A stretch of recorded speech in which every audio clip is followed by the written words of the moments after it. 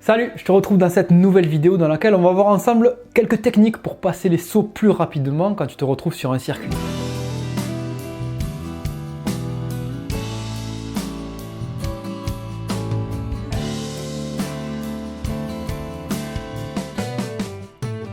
Et si ce n'est pas déjà fait, tu peux cliquer sur le lien qui se trouve juste en dessous de la vidéo ou au-dessus.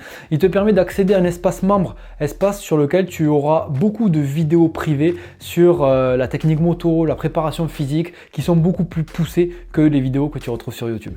Donc je vais te parler dans cette vidéo vraiment de la partie technique saut et comment passer les sauts plus facilement, parce que toi, tu es peut-être dans le cas où tu as peur sur un circuit, c'est normal quand tu arrives sur un nouveau circuit avec les gros sauts, même sur un ancien circuit où tu as des sauts peut-être un peu difficiles, des enchaînements qui te posent problème, mais on va voir ce qu'il faut que tu fasses pour que ça passe un peu plus facilement et que ça rentre un peu plus facilement dans ta tête et que tu sois un peu plus à l'aise à ce niveau-là. Déjà, il faut que tu saches que quand tu n'es pas à l'aise sur un saut, c'est qu'il y a deux problèmes. Soit le problème de la technique, tu as une mauvaise technique et du coup ça fait que tu pars pas bien à l'appel, tu pars trop sur l'arrière, trop sur l'avant, en travers, pas très bien. Ou alors tu as simplement le problème de peur ou justement les deux, la technique et la peur, le fait que tu bloques psychologiquement, il y a dans ta tête quelque chose qui fait que tu vas pas accélérer jusqu'au bout parce que tu as cette petite peur qui t'empêche d'aller jusqu'au bout. Et on va voir un peu comment pallier à ces deux soucis-là. Déjà, première chose, c'est la technique. Si tu n'as pas la bonne technique sur les sauts, tu risques de te faire peur. Donc, il faut vraiment travailler sur ça,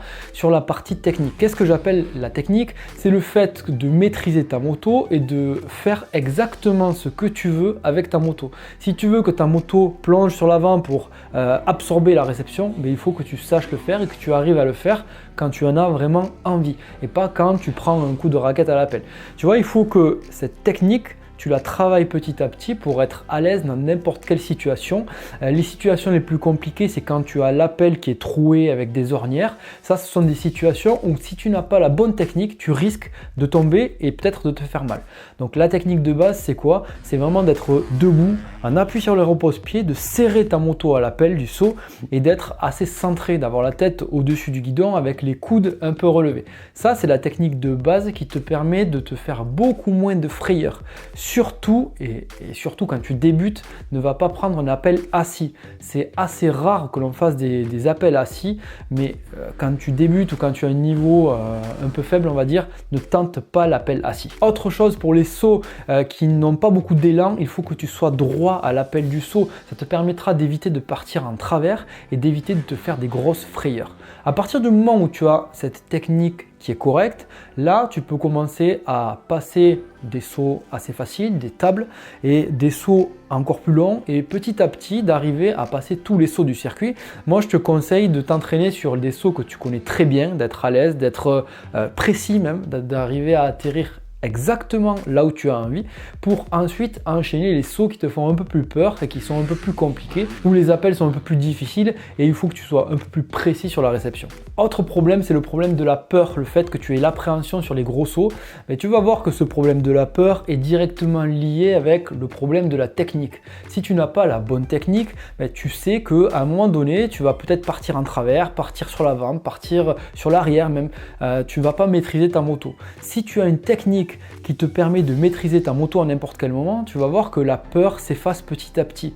Quand tu as un pilote d'un assez bon niveau, les premiers pilotes de la ligue, ils arrivent sur les nouveaux circuits qu'ils ne connaissent pas, à partir du 2e, 3e, maximum 4e tour, ils passent tous les sauts du circuit.